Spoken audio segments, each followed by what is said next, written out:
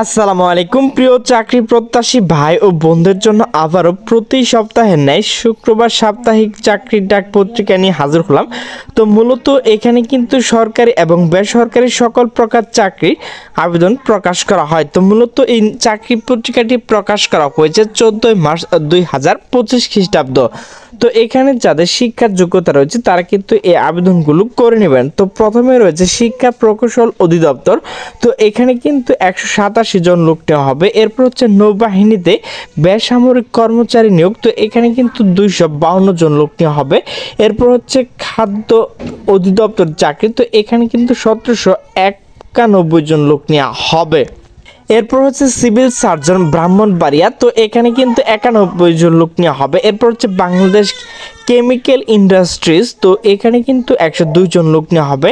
এরপর হচ্ছে civil surgeon কার্যালয় গোপালগঞ্জ। তো এখানে কিন্তু 69 জন লোক নেওয়া হবে। এরপর হচ্ছে বাংলাদেশ আনসার ও গ্রাম প্রতিরক্ষা বাহিনী। তো এখানে কিন্তু 271 জন লোক নেওয়া হবে।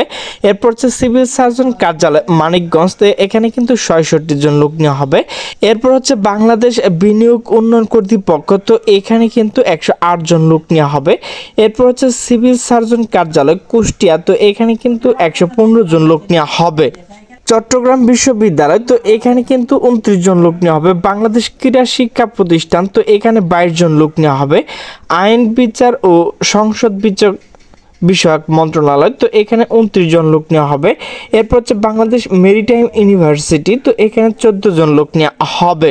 Bashundhara public school and college. তো এখানে কিন্তু 27 জন লোক নেওয়া হবে। জেলা পরিষদ জয়পুরহাট। তো এখানে 3 জন লোক নেওয়া হবে। এরপর হচ্ছে দ্রুত বিচার ট্রাইব্যুনাল রাজশাহী। তো এখানে 2 জন লোক নেওয়া হবে। জেলা জজ ও কার্যালয় পাবনা। তো এখানে 18 জন লোক নেওয়া হবে। Uttara model college. তো এখানে কিন্তু 15 জন লোক নেওয়া হবে। এরপর হচ্ছে Mirpur cantonment public school and college. তো এখানে 6 জন লোক নেওয়া হবে।